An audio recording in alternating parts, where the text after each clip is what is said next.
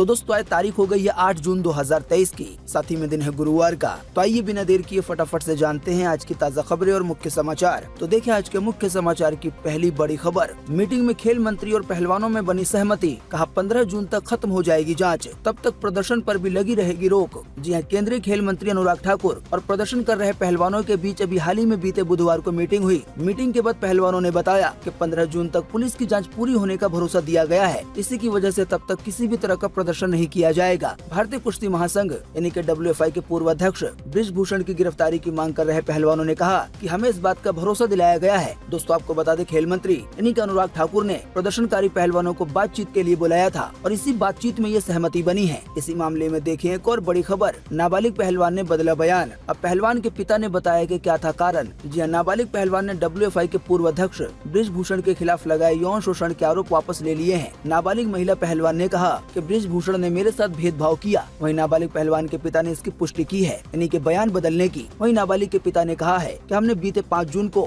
Supreme court में बयान बदल दिए थे। मैंने किसी लोभ या लालच में नहीं, बल्कि डर की वजह से बयान बदले हैं। मैं ये कहना नहीं चाहता कि किसने धमकी दी है। मेरा भी परिवार है, अगर मुझे कुछ हो गया तो मेरा परिवार बर्बाद हो जाएगा। दोस्तों आसान शब्दों में कहें तो अभी हाल ही में एक नाबालिग पहलवान ने WFI के पूर्व अध्यक्ष यानी कि बृजभूषण पर यौन शोषण के आरोप लगाए थे। वैसे आप नहीं जानते हैं तो आपको बता दें, अगर कोई नाबालिग लड़की किसी पर यौन शोषण का आरोप लगाती है तो उसके नाबालिग होने की वजह से ये केस पॉक्सो एक्ट में चला जाता है, जो कि खास नाबालिग के लिए बनाया गया है। वहीं आपको बता दें, पॉक्सो एक्ट में आम केस के मुकाबले काफी सख्ती की जाती है। तो अभी हाल ही में ऐसा ही ये केस WFI के पूर्व अध्यक्ष यानी कि बृजभूषण पर आ गया था। हालांकि उनके ऊपर से ये केस हट गया है, क्योंकि नाबालिग महिला पहलवान ने अपना केस वापस ले लिया है। देखिए अगली खबर। US के पास UFOs के पायलट्स की है डेड बॉडी। एक अफसर ने बड़ा दावा करते हुए कहा है कि धरती के बाहर भी जीवन है। अमेरिका इसी तरह के एक सीक्रेट मिशन में जुटा हुआ है। जी अमेरिकी एयरफोर्स के एक पूर्व पायलट और इंटेलिजेंस अफसर ने ये दावा किया है कि पृथ्वी के बाहर भी जीवन है। इतना ही नहीं, इस अफसर का दावा ये भी है कि अमेरिकी खुफिया एजेंसियों के पास दूसरे ग्रह से जुड़ी बेहद ही खुफिया और अहम जानकारियां हैं। इस इंटेलिजेंस अफसर का नाम डेविड चार्ल्स ग्रूश है। अफसर के दावे के मुताबिक तो यहाँ तक कहा गया है कि अमेरिकी इंटेलिजेंस के पास जो उड़न तश्तरियां होती हैं यानी कि UFOs, उसके पायलट की डेड बॉडीज भी है। वहीं खुफिया एजेंसियों के पास UFO का मलबा भी मौजूद है। दोस्तों शायद आप जानते होंगे, UFOs यानी कि उड़न तश्तरियां, या आसान शब्दों में कहें तो ये एक ऐसा विमान होता है जो कि दूसरे ग्रह के लोगों का बताया जाता है। हॉलीवुड की फिल्मों में इन्हें कई बार दिखाया गया है। हालांकि ये सच में होते हैं या नहीं, फिलहाल इसका पता नहीं है। पर दोस्तों अमेरिका के अफसर ने इस तरह का बड़ा दावा करके पूरी दुनिया में खलबली मचा दी है एलियन को लेकर। देखिए अगली खबर। चीन के काबू में होगा दुश्मन देश के राष्ट्रपति का दिमाग। AI को हथियार बना के अमेरिका और ताइवान से चीन लड़ेगा जंग। जी हाँ, चीन अब तक के सबसे खतरनाक युद्ध की तैयारी कर रहा है, जिसे इंटेलिजेंट वॉर कहा जा रहा है, यानी कि बुद्धि वाला युद्ध। बताया गया ये जंग सिर्फ हथियारों से नहीं बल्कि आर्टिफिशियल इंटेलिजेंस यानी कि AI की मदद से लड़ी जाएगी। बताया गया है इस युद्ध में किसी भी तरह के पारंपरिक हथियारों का इस्तेमाल किए बिना दुश्मन के दिमाग और इच्छा शक्ति को काबू करके उसे हराने पर जोर होगा। एक रिपोर्ट के अनुसार चाइना युद्ध के इस तरीके का इस्तेमाल ताइवान और अमेरिका के खिलाफ करना चाहता है। आसान शब्दों में कहें तो ऐसा दावा किया जा रहा है, एक अहम संभावना जताई जा रही है। चाइना AI और तकनीक की मदद से कुछ ऐसे टूल या तकनीक का आविष्कार कर सकता है जो लोगों के दिमाग को काबू में कर ले। तो इसी की वजह से कहा जा रहा है कि चाइना AI की मदद लेकर अगर ऐसी तकनीक विकसित कर लेता है तो फिर वो जंगों में हथियारों का इस्तेमाल किए बिना ही किसी भी देश से जंग जीत जाएगा, उस देश के बड़े बड़े लोगों के दिमाग को काबू में करके, जैसे कि राष्ट्रपति या प्रधानमंत्री या कोई आला अधिकारी। देखिए अगली खबर। प्रियंका चोपड़ा और विराट कोहली के साथ शो करेंगे बेयर ग्रिल्स। पूरी दुनिया में पॉपुलर है,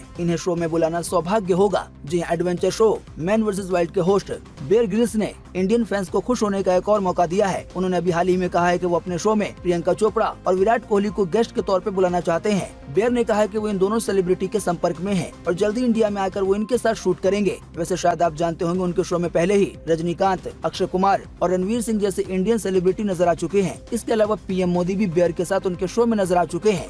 देखिए अगली खबर। गौहत्या और हिजाब कानून को बदल सकती है कर्नाटक सरकार। खड़गे बोले, इनसे राज्य को आर्थिक और सामाजिक नुकसान है। केवल RSS को खुश करने के लिए इन कानूनों को लाया गया। जी हाँ, कर्नाटक की नई सरकार पिछली भाजपा सरकार के गौहत्या और हिजाब कानून को लेकर जल्दी बदलाव कर सकती है। ग्रामीण विकास और पंचायती राज्य मंत्री प्रियांक खड़गे ने कहा है कि इन कानूनों में राज्य को आर्थिक और सामाजिक नुकसान हुआ है। ये विधेयक यानी कि कानून केवल नागपुर में बैठे भाजपा के आकाओं को खुश करने के लिए तैयार किया गया था। इससे न तो किसानों का फायदा हुआ और न ही किसी इंडस्ट्री को। यानी कि हिजाब कानून लाने से या फिर गौ हत्या का कानून लाने से इसमें कोई फायदा नहीं हुआ, बल्कि भाजपा के कुछ बड़े नेताओं को केवल खुश किया गया। दोस्तों आपको बता दें, फिलहाल अभी गौ हत्या कानून के मुताबिक कर्नाटक में गौ हत्या पे पूरी तरह से रोक लगी हुई है। गाय की तस्करी या हत्या करने वालों के खिलाफ कानूनी कार्रवाई करने का प्रावधान है। वहीं इस कानून में दोषी पाए जाने पर 3 से 7 साल तक की सजा हो सकती है। तो गौ हत्या को लेकर यही वो कानून है जिसमें कर्नाटक की कांग्रेस सरकार बदलाव कर सकती है। बाकी जो एक हिजाब को लेकर कानून है तो उसमें भी बदलाव किया जा सकता है, यानी कि हिजाब को लेकर भाजपा सरकार ने जो कानून बनाए थे। देखिए अगली खबर, पलवल में 2 दुष्कर्मी और हत्यारों को दी गई फांसी की सजा, वहीं 20,000 रूपए का जुर्माना भी लगाया गया। जी हरियाणा के पलवल में 10 वर्षीय मूक बधिर बच्ची के साथ सामूहिक दुष्कर्म को अंजाम देने के मामले में और बच्ची की जान लेने के मामले में कोर्ट ने अभी हाल ही में बीते बुधवार को इस जुर्म में शामिल 2 युवकों को दोषी करार देते हुए फांसी की सजा सुनाई है। दोनों पे 20,000 रूपए का जुर्माना भी लगाया गया है। दोस्तों पूरा मामला इन शॉर्ट में बताएं तो अजय और पुरुषोत्तम नाम के व्यक्ति ने 20 रूपए देकर बच्ची को बाग में भेजा था। बच्ची जब बाग में जाने के लिए ज्वार के खेत के पास पहुंची तो आरोपियों ने उसे उठा लिया और खेत के अंदर ले गए और दोनों ने बारी बारी से उसके साथ सामूहिक दुष्कर्म यानी कि बलात्कार किया और बाद में उसकी जान भी ले ली। दोस्तों इस मामले में एक और चौंकाने वाली बात यह है कि जिस 10 साल की बच्ची के साथ इतने घिनौने काम को अंजाम दिया गया वो मूक बधिर है, यानी कि वो गूंगी और बहरी है। देखिए अगली खबर, गूगल पे यूजर्स के लिए आई खुशखबरी, अब डेबिट कार्ड की नहीं पड़ेगी जरूरत, सीधे आधार द्वारा अब यूपीआई पेमेंट कर सकेंगे। जी हाँ, गूगल पे यूजर्स के खाते में एक और नई सुविधा जोड़ दी गई है। दरअसल कंपनी ने एक नया आधार बेस्ड ऑथेंटिकेशन फीचर लॉन्च किया है। आसान शब्दों में कहें तो गूगल पे ने यूपीआई एक्टिवेशन के लिए आधार बेस्ड ऑथेंटिकेशन सर्विस शुरू की है। ऐसे में अब यूजर्स को अपना यूपीआई अकाउंट एक्टिवेट करने के लिए डेबिट कार्ड यानी कि एटीएम कार्ड वगैरह की जरूरत नहीं होगी। जैसा कि शायद आप जानते होंगे, अभी बाकी दूसरे ऐप्स में यूपीआई को एक्टिवेट करने के लिए डेबिट कार्ड का नंबर देना ही पड़ता है। देखिए अगली खबर, अपनी आधी संपत्ति दान करेंगे जीरोधा के को फाउंडर, 9,000 करोड़ रुपए है नेटवर्थ,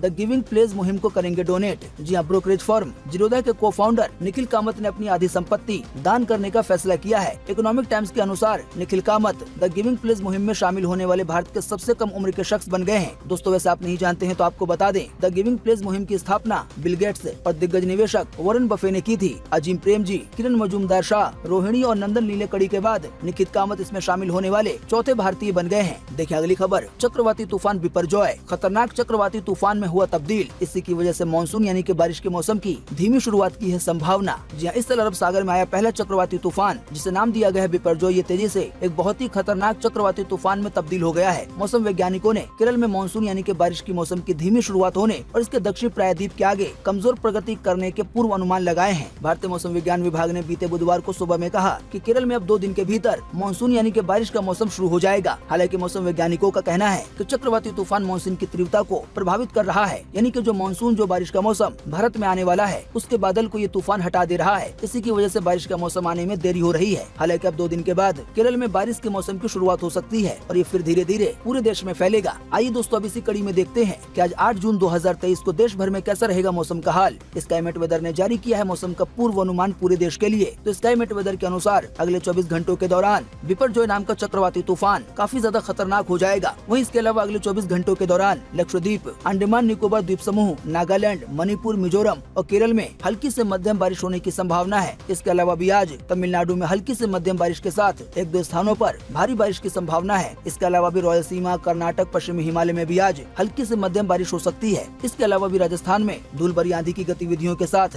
हल्की बारिश होने की आज संभावना है। इसके अलावा भी दक्षिणी महाराष्ट्र, तेलंगाना, तटीय आंध्र प्रदेश, असम, मेघालय, अरुणाचल प्रदेश, हरियाणा, उत्तरी पंजाब और सिक्किम में आज हल्की बारिश की संभावना है। आसान शब्दों में कहें तो अभी हमने आपको जिन भी शहरों, जिन भी राज्यों के नाम बताए हैं उनको छोड़कर आज पूरे देश में मौसम सूखा बना रहेगा। देखिए अगली खबर, ओडिशा में ट्रेन की चपेट में आने से 6 मजदूरों की गई जान, जाजपुर में हुआ है यह हादसा। जहाँ ओडिशा के जाजपुर रोड रेलवे स्टेशन पर अभी हाल ही में बीते बुधवार को मालगाड़ी की चपेट में आने से 6 मजदूरों की जान चली गई है और 2 अन्य घायल हो गए हैं। बताया गया तेज बारिश से बचने के लिए ये मजदूर मालगाड़ी के नीचे बैठ गए थे, तभी मालगाड़ी चल पड़ी और उन्हें निकलने का मौका नहीं मिला। अब इनके परिवार वालों को 5-5 लाख रुपए की मुआवजा देने की घोषणा की गई है। देखिए अगली खबर, अमरनाथ श्रद्धालुओं के लिए खुशखबरी, कहा गया है अब यात्रा होगी और आसान। जी हाँ, वाहनों और तीर्थ यात्रियों के लिए अमरनाथ जाना और आसान होने वाला है। सड़क परिवहन मंत्री नितिन गडकरी ने ट्वीट कर एक पुल की तस्वीरें साझा की हैं। साथ ही कहा है जम्मू और कश्मीर NH44 के यानी कि नेशनल हाईवे 44 के उधमपुर रामबन खंड पर चिनाब नदी पे 2 लेन जायज सवाल पुल का निर्माण पूरा हो चुका है। सावधानी पूर्वक डिजाइन किया गया ये पुल 118 मीटर में फैला हुआ है और इसे 20 करोड़ की लागत से बनाया गया है।